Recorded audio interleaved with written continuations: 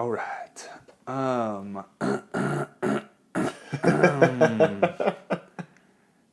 We are back, ladies and gentlemen, in 2020. It is the year 2020. I think we're in the future now. Yeah. And the SANDCAST is back, and we're loving life.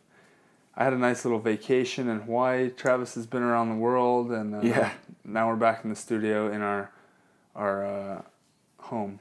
Yeah, we're back home. People didn't even know that we took a break. That's true. Yeah, and we had St. John on, and which was our New Year's podcast. We recorded like the second week of December. We're sneaky like that. We had Dane in, and so then went off to Hawaii. I went off to teeny tiny Hawaii, Rarotonga. Yeah, one of the Cook Islands. Rarotonga, that's awesome. That's a bucket lister for me to go down there. Yeah, it was fun. Love it. It was hot, dude. 103. It was the heat index was 103. Because it rained like every day. So the forecast was the same every day, which I'm sure Hawaii is probably pretty similar. Where it was just like it was like 86 to 82 were like the highs and lows. Yeah. And then every day had like the thunderstorm symbol. Yeah. It was just like scattered thunderstorms. Humidity was like 80%. The good heat thing, index, it's good and bad. It's like the good thing is it can be thunderstorms. You're like, it's gonna be a perfectly good sunny day at some point tomorrow. Right. It's gonna shower and probably thunderstorm for a sec. Yeah. We're also gonna get a good day out of it. Yeah, and that's what we were saying. We're like, the island is so small that it's impossible for it to be raining for that long. Like, the storm has to just go over it. Like, exactly. We had like howling winds out in Hawaii during our training camp, which we did the first week of January. But yeah, you could like see the storm. It was like, oh, it's coming. We got like, I was legitimately like telling Jose, our coach, like, we got like 10 minutes. Yeah. And then boom, huge. We'd run under the big banyan tree. 10 minutes, it would shower, and then we'd run back out, and we'd look back up like, perfect. Oh, all right. Big rainbow. Perfect rainbows. Yeah. Yeah, that's how it goes. Tropical training life. Now we're back in the cold, though. Yeah, it is funny that, like, because when I was in the Cook Islands, everybody, like, I was talking to Trevor, and he was like, dude, it's freezing. And I thought he was just being a baby. Then I came out this morning, and I was like, sweatpants, leggings, long sleeve sweatshirt, and I saw you bundled up. It was morning. Cold, right? Yeah, it was chilly. Good. I was questioning myself this morning. We were training with the Japanese national team, and they were chilling, like t-shirt and shorts. Yeah, what's cold in Japan? Like, actually cold in Japan right now? I don't know. I was freezing though. I tried to take my sweatshirt off twice, and it didn't work. Well, sometimes it's hard because, like, when you start with the sweatshirt on and you start sweating under it, you take it off and the wind blows, and you just have like that was my problem. I should have taken the wet underlayer off. Yeah. Yeah, whatever. It was cold. We're all learning here. We're all really spoiled right now. We've been training in Polynesia for the last month. So how was the training camp though? Because I know last year when you and Trev started with Jose, and you started in January, you said it was like kind of early for you guys to be training full time, but you're doing it again. Yeah, I mean, we just kind of realized, well, first of all, we have, this year's unique, like the whole season's front loaded because of the Olympic qualification that ends in June. So as far as we're concerned, all the American teams, it's like, that's the whole season. The season ends in June. So when you look at it like that, we're basically like, we have 7 weeks now to like get ready to be. It's pretty crazy how fast things are coming. Usually you're not trying to peak in the first few events in terms of your training. You're ready to play, ready to ball, but you understand that you're not going to be in peak form for that first event. But this year we kind of need to be. So we wanted to spend a little more time in Hawaii. We knew it was cold here in Cali. So we flew Jose to us, which isn't that hard to talk him into that one. And then we just trained for a week just to get the fundamentals down. And so when we came back here, we're kind of ready to go. Right. Yeah, it was good. And we had a sponsor, Monster Hydro. Yeah, so they're doing some filming. Yeah, they're doing some cool stuff. They're really trying to push that product. It's like a sports drink for beach volleyball, and so they were kind of filming us and our lifestyle and what our training is like in Hawaii. So it's cool. It's a like really authentic shoot. So I believe there's gonna be a commercial on AVP. So when you watch AVP on Amazon, nice. Okay, there'll be a commercial with me and Trev. That's awesome. Doing whatever in Hawaii, and then I think there's like a 2-minute short that's coming out of it too or something like that. It'll be cool. Cool. Get to see us training outrigger and getting in the water and all that. Yeah. Yeah. Did I tell you the Monster Hydro story about Kurt Topple? Yes. I love it. For our listeners who didn't hear, so in Hermosa, I was playing against Kurt Topple and Rafi Paulus, and so there was these Monster Hydros, which if you're watching, this one's blue, but there is a clear one that looks kind of like water. It's the zero sugar. And so it's murky. Like, you don't think it's water. But right. Unless you're Kurt Topple, you don't think it's just water. Right. So Kurt had like 3 of these things before we played. That is way too much. And so apparently in like the timeouts, like Kurt was like just shaking and like sweating and like going crazy. And Rafi's like, "Are you okay?" And Kurt was like, "Dude, I had like 3 of those monster things, and I thought it was just water." Well, there's like 250 milligrams of caffeine in these things. So Kurt was freaking out. So if you get a clear Monster Hydro, it's not water. Listen, if you're saying, "Oh, wow, that Monster had caffeine in it," like, come on. That's on you, buddy. I was laughing so hard because then Kurt was passed out in the players' tent like 2 hours later because like he just crashed. Yeah. I was like, "Are you okay?" He's like, "I play in 10 minutes." I thought I had a decaf. Yeah, the decaf monster. Yeah. No, not so much.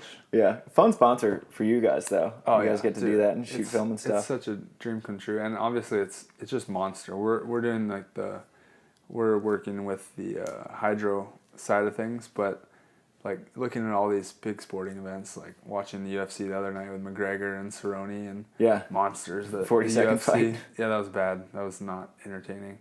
But like just, to have the same sponsor as a lot of these world-class athletes is pretty cool. Yeah. And we're looking forward to having time to actually like take advantage of all the perks. Like, I want to go to Winter X Games. That would be I've super heard it's fun. Really cool. Yeah. Because it's like the best sports in the Winter Olympics just in one spot. I want to be like right at the bottom of the half pipe in the VIP suite where it's like shielded off and all glass around, and I'm like warm by the fire, but watching them like launch 40-foot airs. That's what I'm picturing at least. It's insane. Like, we watched. So I covered when I covered the Winter Olympics for Yahoo in 2018. So we watched the original like 1998 half pipe. Oh, really? And they would like just go up the half pipe, just boop, and come down. And it was like the craziest thing. And now you see guys doing like triple backflips, and Shaun White's just going insane. Oh yeah, it's fun. It's so cool. Yeah.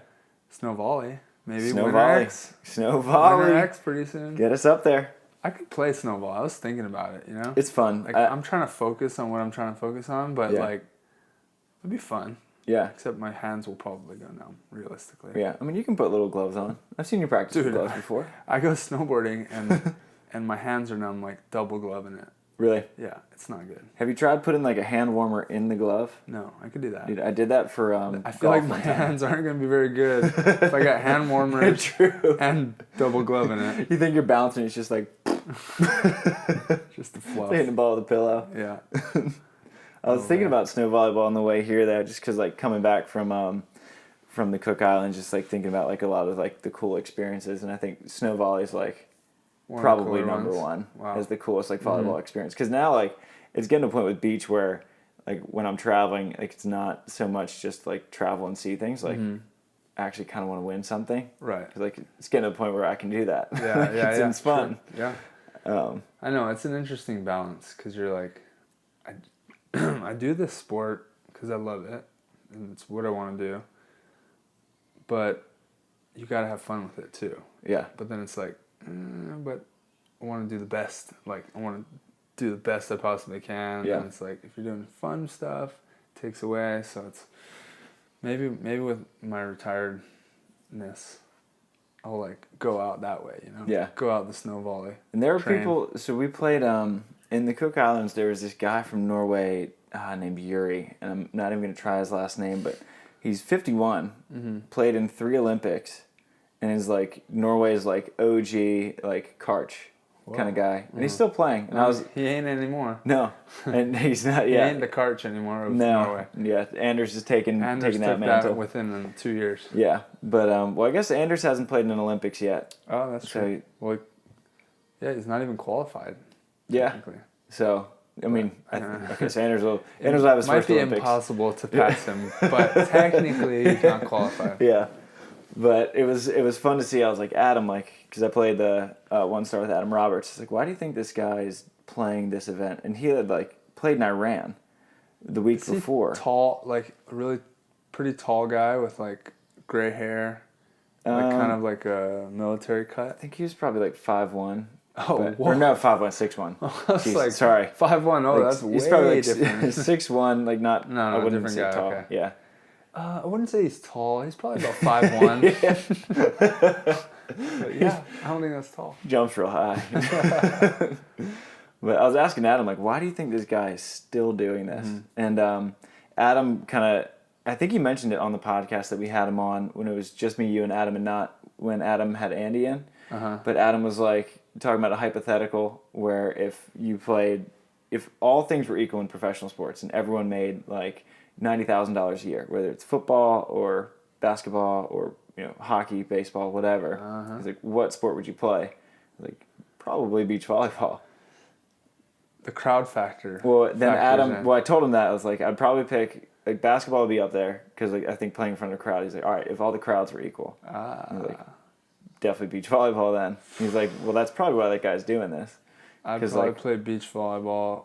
Maybe surfing would be dope. My three were, even though I've only surfed like 4 times, like if I had the talent to be a professional surfer, I'd be a professional surfer. Yeah. And golf and volleyball. They clear out the best surf lineups in the world that people are just dying to surf. Yeah.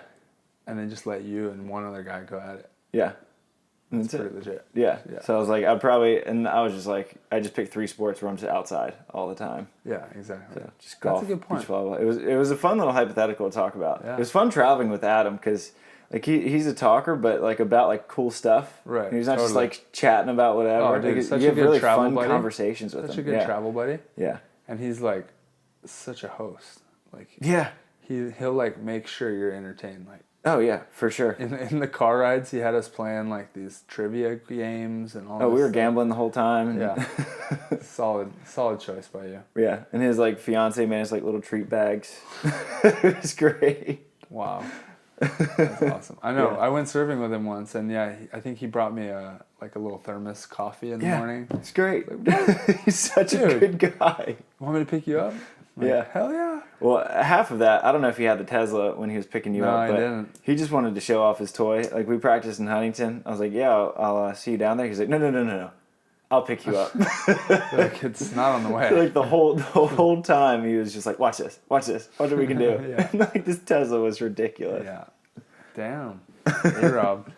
It was fun. Speaking of which, how did it go? I mean, came home with a little something to add to the studio. So we do have a new decoration for the studio. Look at that. We have a bronze medal, a real medal. More hardware. Yeah, because I've won 3 at Norseca's, but haven't actually gotten a medal. So let's see this, it's nice to actually have a real medal. There's a star there. Yeah, a single star. Worry not. Star. So I graduated first grade. They all pretty much look the same. Yeah. Dude, every year you're adding to it. Yeah. So we played really well, honestly, and so I would equate the field to like a really good like AVP next, where you're gonna play 2 or 3 AVP teams, like lower level main draw. Right. Because you played against Sam O'Day. Or you played, dude, you know who he is. Yeah, so I played on the New Zealand tour back in 2012, right when I ended indoors. And I just went there for a month and played on 3 events, which was their whole tour. Yeah. And yeah, it was epic. But he and his brother, Ben, who was even more physical than him, they were the best team in New Zealand by far.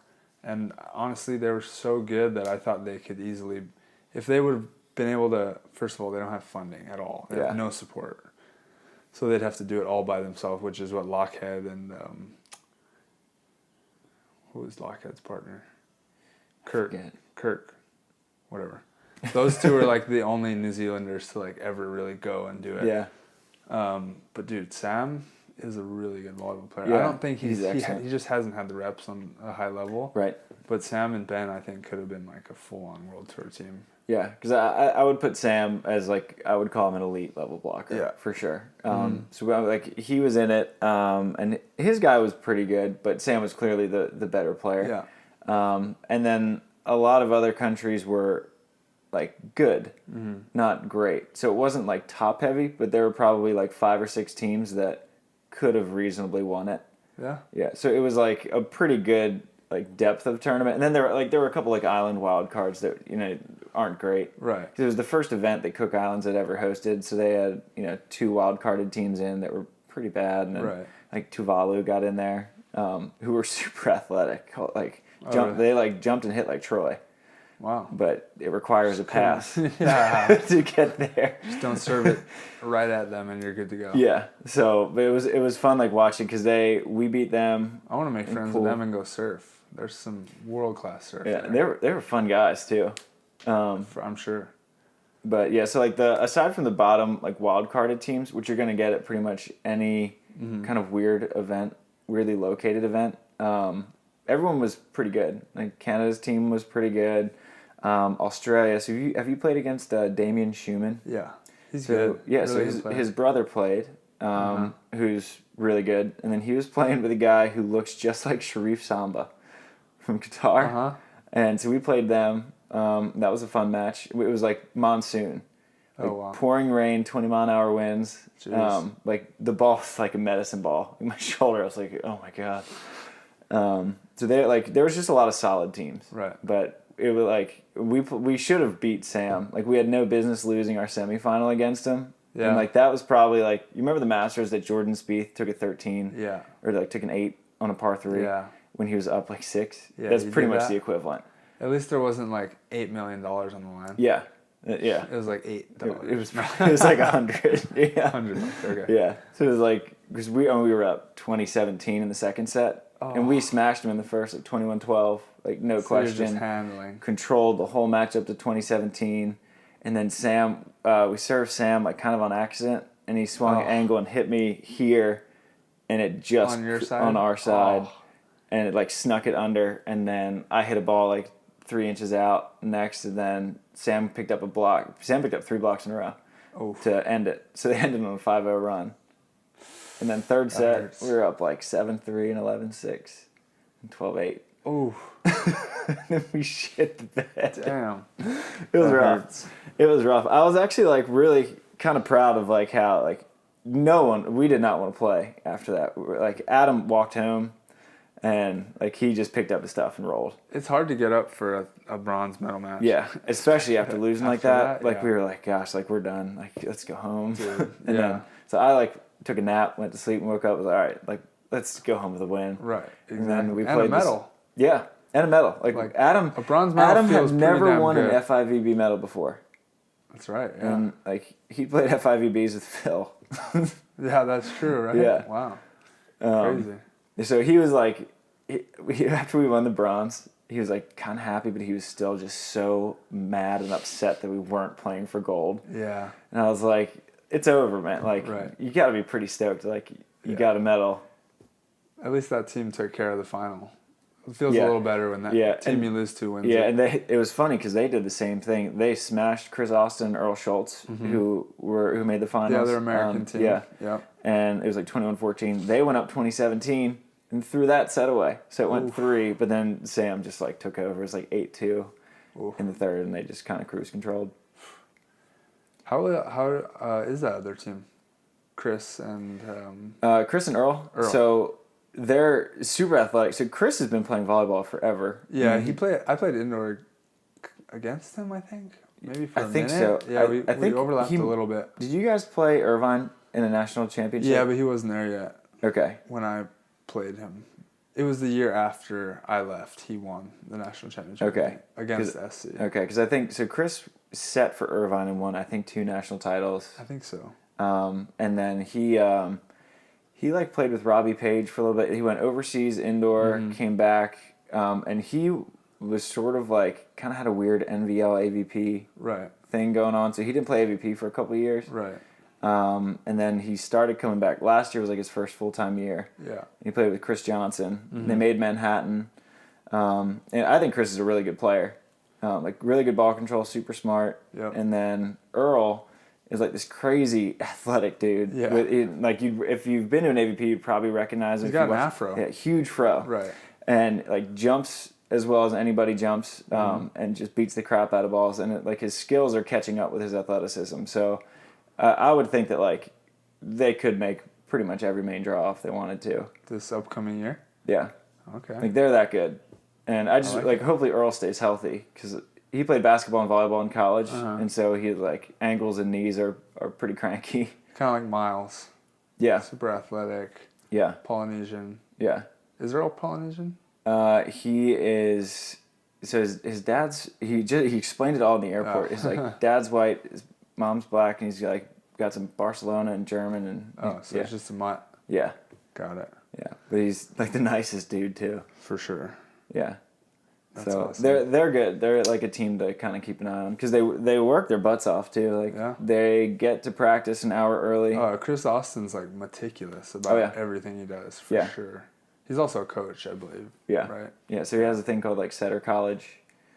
So he just coaches all the time. Yeah.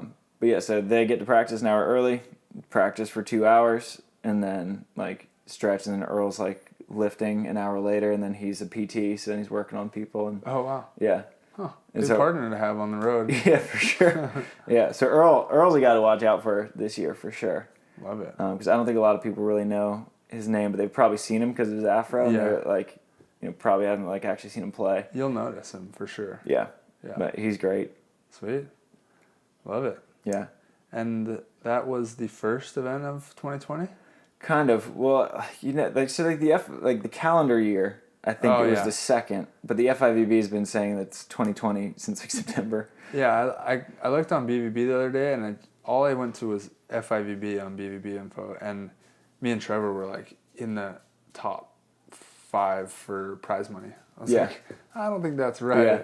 So the FIVB, then I was like, it was probably because they used the last year. So they have like a weird, I don't know, but the calendar year was the second event. Oh, it was the second in 2020? So the first one was 1 star in Iran. Oh, yeah. And probably not going to go to that as an American.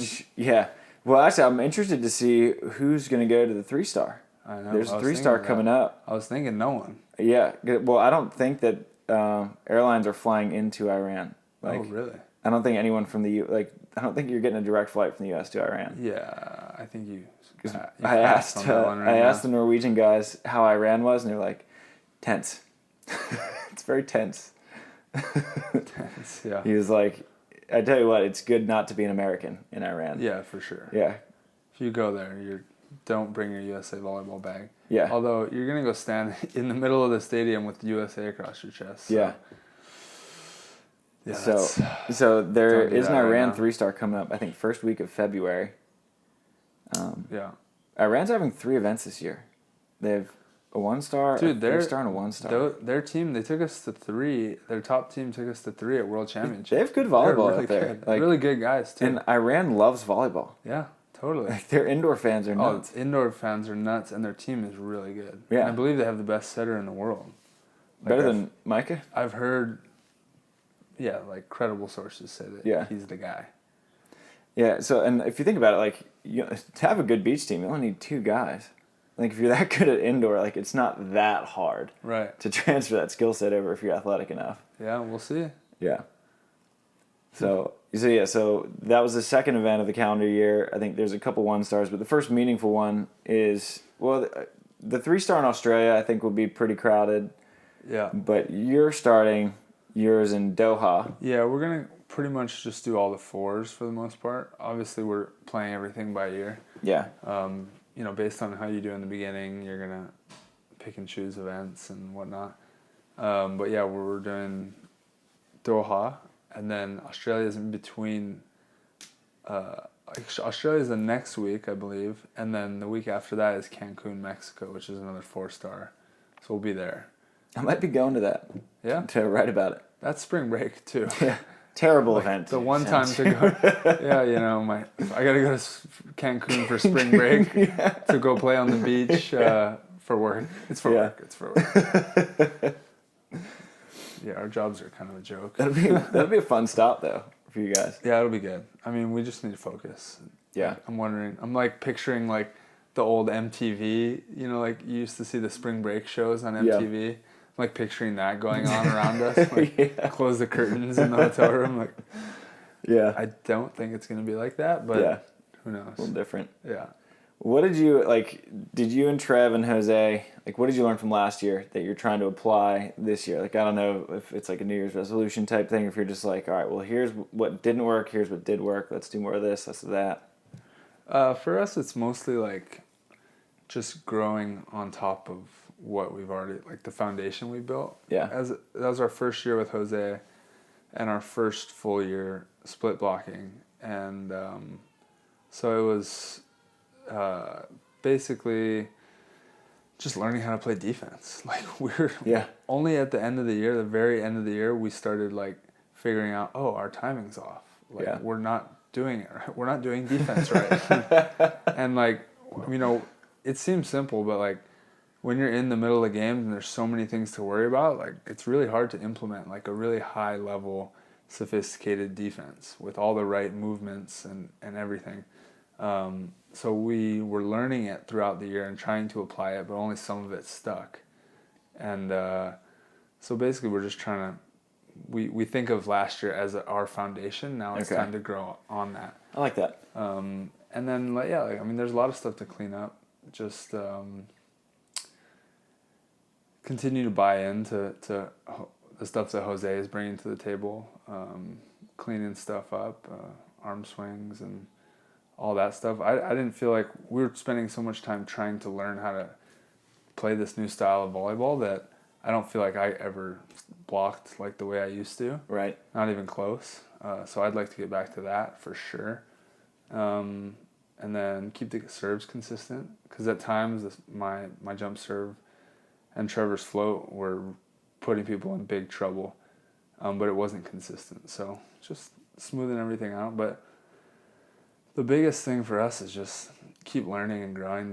We have the highest upside just because we have two, in terms of the teams in the running for the Olympics, we have two young guys who are getting better. We think we're young. Right. 30 years old. So we have a lot to learn and grow, whereas other teams are in their 40s and, you know, probably the best volleyball might be behind Phil and Nick them. aren't going to start running shoot sets tomorrow. Right, yeah, exactly. So it's just about having that growth mindset. And I don't know, I've been here before. I'm just excited to be back in this pressure situation, you know, in the pressure cooker, and just worrying about us. If we play well and get better at volleyball this year, like we are a better team, we play better, and I've learned how to become a better volleyball player, I'm good with the results. Like I'm going to be pissed if we don't make the Olympics. Don't get me wrong. Right. Like that is the goal. But like, what are you going to do? Like you got better. Like you improved, and these other teams played that good, then okay, I'll live with it. Yeah, I think there's like a sense of peace that comes with it if you don't get the result you want, knowing that you did everything you could have done. Right. To actually get the result you wanted, but at some point you just can't. You know, you can't control whether Phil and Nick win. So like, you're gonna know that like you did everything you could have done to win that event, whether you lost it or not. Yeah, exactly. It's kind of like the 4-star in Mexico at the end of last year. Right. Like me and Trev ended up on the podium after I broke my hand, and like it was a pretty bad end to the year, and we easily could have gone out on a bad note, but we put in the work, got a bronze medal, and we're stoked about that. At a big event. The other American team got a gold, so like you know, you're not stoked about that, but I think my mindset this time is much more focused on us and my team rather than like seeing what my opponents do and whatnot. Letting that kind of like piss me off, make me boil deep down. Right. This time I'm like, whatever. I genuinely do want to see Taylor and Trevor in the Olympics. That would be pretty cool. That would be like, I really do like Phil and Nick. I'd love to be there with Phil and Nick too. Like that would be a treat too. But I think it would be, let's just kick it back to 96 where we get 3 American teams in the Olympics. First of all, I was looking up on the board at USA Volleyball. They have a big banner with all the names. 3 teams used to get. I would be a 2-time Olympian. That was the one exception. I am sharpieing their names off. Those two bottom teams. That was when the AVP just kind of like flexed on the FIVB, and they were like, "Fine, you can get 3." Right. Because the AVP was just that much better. Come on, Donald, flex. Because that was when we had St. John on, and the Americans were like, well, "We're not going to go play on this FIVB like silly tour with all these terrible teams and bad prize money. We're just going to play on the AVP. So let's have a trial." Right. And then St. John was, he was saying, "No, like this is the route." And then the president of the FIVB said, "Okay, well you can get 2 teams through the FIVB and 1 through a trial." But then it ended up being 1 through the FIVB, 2 through the trial. Huh. So no more 3 teams, unfortunately. Right. That would be fun though. I think it would be cool. I mean, if there's one team that is eliminated because of quota, like, is it really going to hurt the Olympic way? It's supposed to be a world games, not like one country dominating. Yeah. Come on. I think that it's so frustrating because I look at it. So, perfect example of this, actually. So, the president of the American Samoa Volleyball Federation was like kind of like trying to recruit me and Adam. He's like, how hard is it to qualify for the Olympics? You look Samoan. Yeah, clearly. I got like kind of burnt this weekend. Like, we can tat you up. Yeah, for sure. But he was like, "What? How hard is it to qualify for the Olympics if you're an American?" I was like, "It's not really even on our radar, man. It's hard." He was like, "Think it's easier to qualify for American Samoa?" I was like, "Probably." He was like, "Well, all you need is a U.S. passport." Like he was like trying to recruit us. You need a U.S. passport to play for American Samoa? Yeah. The same as like the Virgin Islands. Because it's a territory? Yeah. Huh. Yeah. Interesting. And didn't Miles play for them? Yeah. So, and he was partner. I know. That's what he was literally trying to say. That he was like, you played with Miles, but like me and Miles shouldn't get an Olympic spot over, Andre and George, or like you and Trevor or Phil and Nick, just because like we'd be representing American Samoa and it's World Games. Like, right. The Olympics are kind of a sham. Well, so we're training with the Japanese team right now a little bit here and there, and so they're having a one-off event and they're the host country, so they're guaranteed a bid. Yeah. And these teams don't even have to qualify for the Olympics. They're just gonna have one event with like 8 teams. Winner takes all. A Japanese trial? Winner represents Japan in the host Olympics. Oh, wow. Yeah. Dude, I didn't know that. Isn't that nuts? That's awesome. So the guy that's here training is like one of the best indoor players ever, and he's just starting to play beach now. But he's you were training with you, right? You, yeah. Okay, I like that guy. Yeah, I've played against him a couple times. I was training with you. Not you. It is funny. I saw him in Tel Aviv for the 1 star there, and he's trained down in Huntington a few times. Oh, has he? Yeah. Yeah. I actually don't know his backstory, but I heard he's like one of the great indoor players ever. Yeah. Right? Yeah. He's good. They take like humongous sets. I don't know if they still do, but those guys like set the ball to the moon and back, 10 feet off the net. Because they just what are you think doing? Indoor. Yeah. Yeah. But that's crazy that they're just having. That's awesome that they have a trial. Koichi. Yeah, I just saw Koichi at the Cook Islands. Oh, he was there? Yeah, he was out there with Dice K.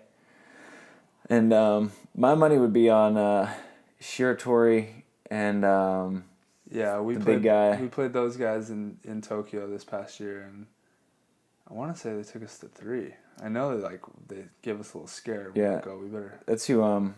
That was who I beat in the last round of the qualifier for China. Oh, okay. Yeah. They're the big guys. Like, dude, they can scoop balls too. Good. Like you bring heat at them, and there's what else? Easy. Well, the ball control in Japan is insane because they just rep. Exactly. Because we played these 2 Japanese guys for bronze, and they were like 5'10", 5'11" each, but super fast and like could jump crazy high. Yeah. And you just could not get them out of system. Right. And they would just like pass these like quick little passes, and then run a shoot, and then run a back shoot, and then run a quick. It's like problem is getting over the net and past the block. Yeah. Everything else is on point. Yeah, but when they were playing like these kind of lumbering blockers, they were just killing them. Slicing and dicing. Yeah, because Canada had this like 6'11" guy, Alex Russell, he played Seaside with Grant O'Gorman. Okay. and they just like ran him to death, and they ended up winning in 3 just because he just like couldn't keep up. Wow. Yeah. I like that. Yeah, but if they were in deep sand, that could be a different story. But yeah, for sure. Because you could motor on the Cook Islands. Oh yeah, totally. It was just like running on grass. When you have that like long indoor approach and deep sand, like here in Hermosa, you look like you can't jump. Yeah, it's trouble. It's pretty funny seeing indoor guys come out and try to play in the deep sand. That's good stuff. That's funny that Japan can just like pick how they want to choose their team. Yeah, I would think that would be a huge event too. Like they put it on TV and everything. Yeah, I mean, kind of how the Olympic trial was in '96, I guess. I actually kind of like it. And everything. Like, yeah, I mean, we talked about this I think a more lot. than one event. I would like to see them do more than one event. Like if they wanted to use the Japanese tour as like their qualifier system for the Olympics, that would be cool. That's cool. But one event's just so tough. Yeah, for the U.S. it would have to be. I mean, we talked about this so much. Yeah, especially the Sinjin one. Yeah, but I like the one team through the FIVB World Tour and one team through the Gold Series. Yeah, AVP Gold Series. Yeah, that'd be great. That'd be sweet. So, well, in LA 28, we get to do whatever we want for one of our spots. Yeah. We could have a trial for LA 28. It's possible. Huh. For the host country. Make our own rules. And that could be a rocking event. Yeah. Have it in Santa Monica at the Olympic venue. Yeah, that'd be crazy. Have you seen the, what do you call it, the renderings or whatever? Mm-mm. Oh, dude, you guys got to look it up. Google LA 2028 Olympics beach volleyball venue. Okay. It's pretty rad. So it's the Santa Monica Pier. There's 2, I think I saw. One, the stadium's on the south side, one, the stadium's on the north side. Okay. But it's like a huge stadium. Yeah. Right there on that giant beach where that parking lot is. Yeah. I've seen them have like Cirque du Soleil there and whatnot. I played a CBVA there once. Yeah. There you go. You're ready. Yeah. But dude, that would be so rad. Imagine like going from UCLA, which is the Olympic Village, down like in Los Angeles as the American team to the stadium. Oh man. In Santa Monica that to go compete in the wild. Olympics. Yeah. For your host country. Wow, it's funny that they're picking Santa Monica over, say like a Manhattan. Yeah, I think it's got to be Santa Monica in terms of like just how accessible it is. Yeah. And the beach is bigger. Like that is a really long beach. True. And like they do actually have parking in Santa Monica. Right. Yeah. There's a giant parking lot right there actually, and on the pier. Manhattan wouldn't be possible. Yeah, it's not impossible. Yeah. Plus, like if you look at like the aerial footage of it, like when you see like Laker games, they bring the camera down to the Santa Monica Pier, right? Yeah. It's like the stereotypical LA. Yeah. Shot, and dude, it's gonna be cool. Yeah, I'm excited. I'm going for it. But that's cool. I didn't even think about that we could have we can make up our own. Hopefully USA, and by then, but hopefully 10 years from now, USA and AVP are putting their heads together. Yeah, exactly. It'll be a lot different. And speaking of things changing, I've heard word that next year's World Tour is not going to be the star system. Yeah. I don't know if it's official, but it seems very official from what I've heard. Well, so that you were telling me that, so currently we have a 5-star, 4-star, 3-star, 2-star, and 1-star system. Right. With 5 being the best, and like newer guys like me start with 1s and 2s. Yeah. You build up from there. So what's the new proposal? The new system is basically just limiting that. So there's a top level, qualification level, and then an intermediate level. Okay. So and I have no idea like how it's gonna work, but that's just like kind of the rumblings, rumors. Let's call it rumors for now.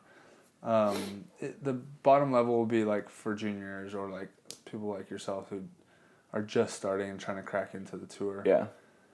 I don't even know. Maybe it's only for like younger people and like, so like people who are just cracking. Tour? Yeah, like a junior tour, junior world tour, which I think is a great idea. Yeah. And then people just cracking in and go straight to the qualifier events. So there's no qualifier for the top level events, and the top level is just straight main draw, best teams in the world. Okay. And then if you fall off of that, now you're on the qualifying series, I guess you'd call it. Okay. And you're just trying to jump up, but you're not like flying to other countries just to play in the qualifier and lose. Okay. Which I think is a good idea. I think so too. And then those qualifying events will be closer to what, like 3 stars are right now. Okay. And I'm hoping, I think it would make sense to where the top teams shouldn't be able to play in the middle. Like, it should be a purely qualifying teams tour. If you're ranked a certain height, you can't go back. Right. Right? Because then you can just go play those for fun and then take people's spots. Yeah, and there's no way for growth. Exactly. From the bottom up. Problem is you have to have enough events at the top for people to make a living off of. Yeah. You mentioned that they proposed like a certain amount of... I think it was like 8 to 12, but I don't know if that's between the middle range and the top, or I have no idea. Yeah. But I think that's the idea, generally, and I think it's better. The problem right now is it's not like the system's that much different. The problem is we have these 4 and 5 stars, but there's only 3 5 stars, which are just good money. Like, that's what's worth flying around the world to play. Right.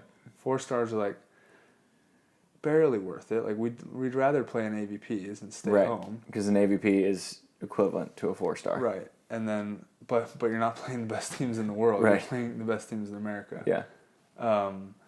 And then 3 stars are just like not worth our time. Yeah. For the most part, in terms of like really trying to make a really good living. Yeah, it's funny to see the girls. They're all playing the 3 stars except for April and Alex. And I'm trying to do the math on it. And it's all for points. That's the problem right now. Is everyone's chasing points. And you don't want to fly around the world for points. You want to fly around to like make a living. And especially go win with stuff. The points that they're going for, like at this point, if you're, Sarah and Lauren Fendrick, who are a new partnership, like they're starting from ground zero, so they're going to have to travel. But when it was Sarah and Summer, they were like, well, we could get points if we win. And Sponsel and Clays were like, yeah, we can get points if we win or get second. And I was like, that's a long way to travel needing to make the finals. And everyone's going. Yeah. And like that's the thought process for us. It's like, we get it. Like, a 3-star gold will help us for sure. But if we go to this event to get this 3-star gold, how does it affect our playing when we go to this 4-star after? Exactly. I'd rather just save up my energy for this 4-star. And like train and be well prepared for an event that, a 5th is the equivalent to winning a 3-star. Like, playing events you want to play in. Like, you want to be there. You feel the pressure. You feel you have great competition, and I don't know, Yeah. You don't want to play just for points. And there are so many 4-stars that you guys don't need to dip down into the 3s. Luckily, yeah. Exactly. I mean, so you guys played what, like 14 like FIVBs last year, maybe? Probably. I don't know. Yeah, and like that's plenty. That's a lot of tournaments. Dude, me and Hayden played in like 19 one year. That's so many. Yeah. It was a lot. One thing I was kind of curious about, one of my friends from home asked me this. After the Olympics, like, are you guys still going to play FIVB stuff? You just pick and choose. I mean, you still want to have good points. Right. I mean, are you going to pass on like Vienna and Stade? Right. Those are like enjoyable events. They're big. That's why you play beach volleyball. So yeah, if there's no conflict, we'll go. But I believe Vienna is over Manhattan Beach Open. I think, yeah. It's going to be hard for me. First of all, I want to play Manhattan. Right. I really want to play Vienna too. I need redemption in both of those because I broke my hand in Vienna and then Trevor won Manhattan. So if I could win both of those at the same time, that'd be great. But I know Trevor wants to be there for his gotta defend the title. His pier ceremony. He gets his plaque on the pier. God damn it. Oh man, I have to live with that until I get mine on there. Problem is, if I get mine on there now, he's gonna go on there twice. Yeah. So I don't know what to do there. That's hilarious.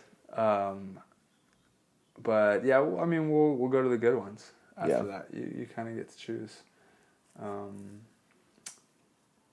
What else is there? Oh, and then Chicago and Hawaii. Those are at the end of the year. For sure going to play in those. Those are great. And I did also hear rumors about King of the Beach coming back. King of the Court coming back. Nice. Post-Olympics. Yep. So we'll see when they throw that in there. But I think they're going to throw an event towards the end of the year. Okay. Awesome. Yeah. There's a lot of stuff moving. Dude, King of the Court was fun. It looked fun. And that was a great event. Like, I have not heard one bad review from a player. For those of you who don't know, you can go back and listen to our podcast with Wilco. True. What's his last name? Wilco Nijland. Nijland. Yeah. To learn about King of the Court, but that was really fun. Yeah. I would love. It's invite only too, so like, I mean, if we make the Olympics, I think we'll get the invite. Yeah. Should be safe. Yeah. Do you know how many events you'll have before Rome? So Rome's the final qualifying event. I believe it's 6 or 7 events. Okay. Yeah, packed into 3 months. Are you playing Huntington? It's like right before Itapema. We're on the fence with that. So also I heard that Singapore is not confirmed as of right now. I said, yeah, Phil. I got that email from Phil. He's like, so it might not happen. Don't book your flight. Yeah. Usually that means it's getting canceled. I also heard rumors that Moscow might not be really fully confirmed. I have no idea why. I don't even know who I heard that from. So don't trust me on that. Yeah. But Singapore's kind of up in the air now. So if we don't have Singapore, then that will change how we go about the China-Brazil after that. So we're kind of waiting on that. To see. Okay. Yeah. So Huntington's kind of TBD. Yeah, which is so lame. Yeah. Also, Hermosa's over the Olympics. Are you kidding me? Like, brutal. Dude. Brutal. I can throw a rock to Hermosa. I know. Oh my God. So Adam was asking me if you and Trevor qualify, if I was going to go to the Olympics. It's like, well, it's during Hermosa. And he was like, well, the Olympics are like a long event. SANDCAST, come on. And I know. And I was like, but the beach is like the first event. Even though it's stretched out over, like a week and a half or so. Yeah. But, so me and Adam we're kicking it around that after Hermosa we might try to make it out to Tokyo. I like it. So that's sort of a tentative plan. Jeez. Winter cough going on here. So you guys, do you know, well, so Huntington's TBD. Austin, is that a conflict? Or would you? Yeah, it conflicts with Brazil again. Okay. So nothing's changed. Yeah. We basically don't get to play AVP again. That sucks. But I mean, it can all depend. Like if we do really well in Qatar and Mexico, now we have the cushion to go right. play you might be able to skip. Yeah. So. And then New York is at least always a little bit easier for you guys to come back to because it's East Coast. Yeah, I know that's like a tricky time as well. Pretty much anything before the Olympics is like, we're going to try to get there. We'd love to be there. Yeah. We just have to see how the schedule plays out. Yeah. Knowing that our priority is to try to make these games. Yeah.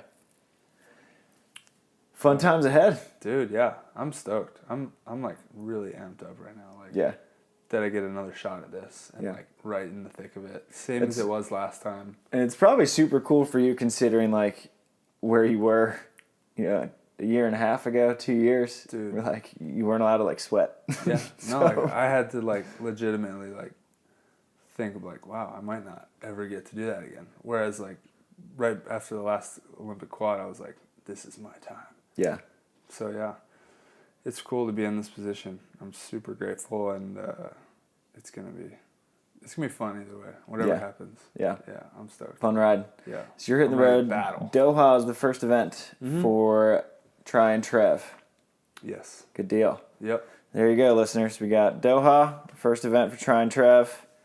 I'm getting married in like 2 weeks, Dude. So that'll be my first event. I'm gonna train really hard, and I'm gonna take that night off. Take just for you. Yeah. I'm stoked on that one. So fun times ahead for the SANDCAST crew. Love it. Yeah, we didn't want to bring a guest in because I haven't seen Try in like a month and a half, so we just wanted to kick it. We had to catch up. Yeah, had to catch up for the new year. So we'll have a guest on next week. Don't know who just yet. We'll keep it a surprise for you guys. So looking forward to SANDCAST here in 2020. Always appreciate you guys listening. And we're back, baby. We're back, people. The juice is worth the squeeze. Yeah, that's the quote right there. That's our quote. I had that. My trainer says that every time that my legs are just throbbing and burning. The juice is worth the squeeze. All right, everyone. Shoots.